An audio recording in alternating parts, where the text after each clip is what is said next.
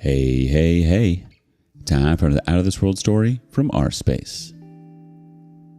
Should you stay or should you go? Today on rSpace, there's no such thing as unicorns in the world of divorce. Up first, OP struggles to make a clean break. Wife cheated and abandoned. Heart is holding on. Just found this group and looking forward to leaning into this for emotional support and hearing other stories. Been married to my wife for 2 years and with her for 6.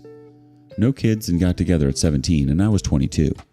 She lost her virginity to me, so finding out that she's been involved with, from what I know, 2 additional men for the first time ever in our marriage throughout the holidays absolutely shattered my heart. After secrets came out, she left and is still running with me, somewhat chasing. Blamed everything on me, played the victim. I was very abrasive last year after quitting my job and going full-time landlord with our real estate endeavors. It was just a hard and stressful year making these large changes to our lives, and she jumped ship after it got established. She tried to get out before the secrets came out, but I made it difficult by fighting and loving her. Everybody around us knows about the affairs, and now she is using shame to stay where she is, and that God is telling her to leave the marriage. A lie. I'm trying not to communicate with her, but she'll drop me some random messages every once in a while to what I think is to make sure I'm still on the hook as she's running around testing this single life by wanting me present as the safety net. I have already filed for divorce because I was tired of being in limbo, waiting for her to come home, manipulated and sexually used. We have grown our net worth to $300,000 the last 2 years while married and said she only wants $10,000. No fault 50-50 split state. I'm trying to cope and deal and accept everything that has happened. I'm hurting, depressed, no motivation, wanting to let it end, but also wanting to save it even though I may not even have a chance. Many are screaming at me to run as she's practically giving me a free pass to get out of the marriage without getting screwed financially. She's always been a sweeter and more religious person than me, so it hurts me to see her doing this kind of spiritual harm to her soul, but I'm also harming myself for being so vulnerable after the amount of neglect, abandonment, degrading, and disrespect she has displayed towards me.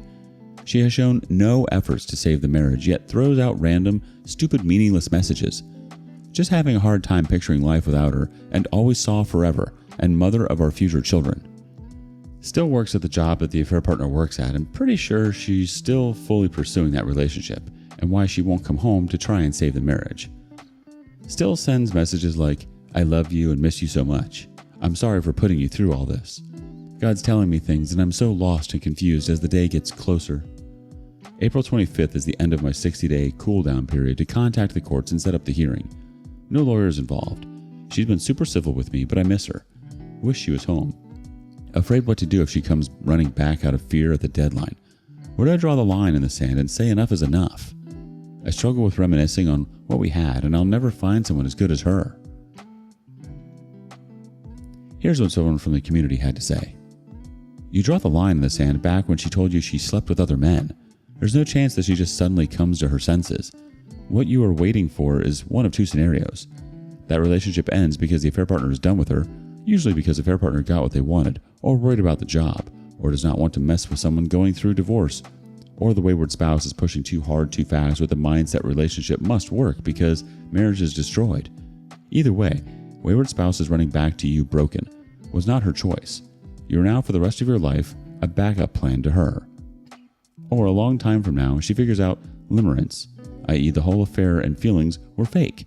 All the butterflies and excitement is gone, and the relationship has zero substance. By this time, you will be emotionally bankrupt and your whole perspective of her will change. You'll be done. Let me get this straight.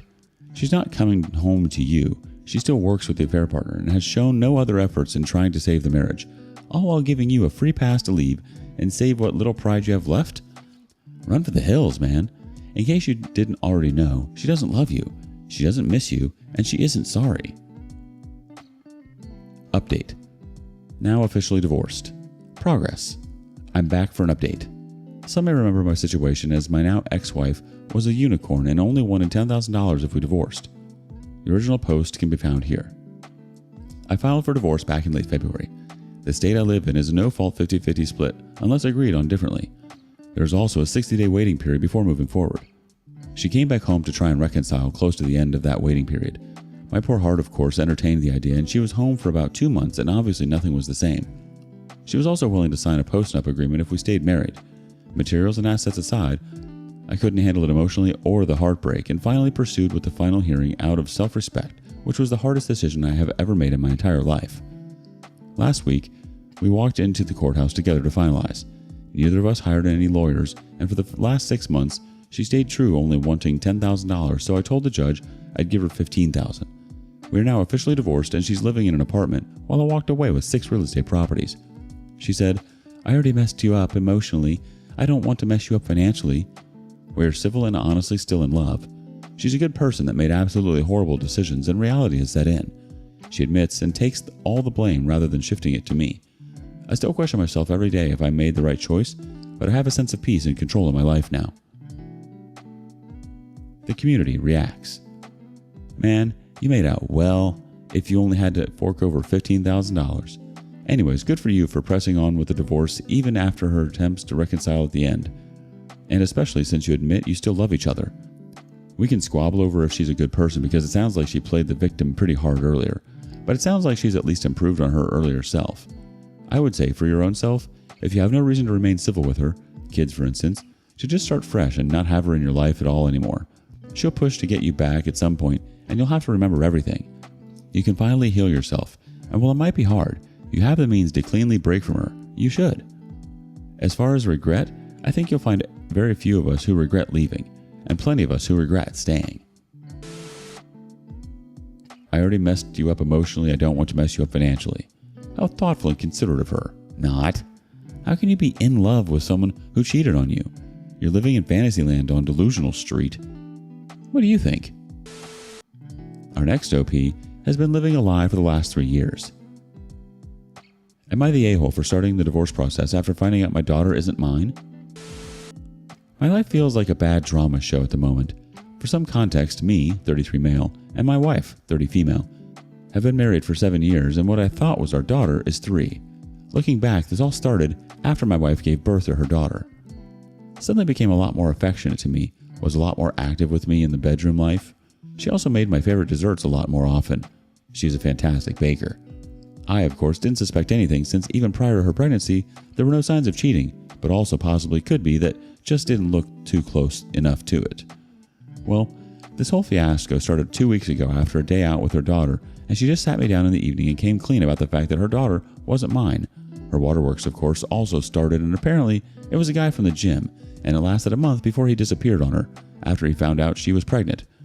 Honestly, even typing this now I feel like crying since I thought I did everything perfectly, but she still cheated.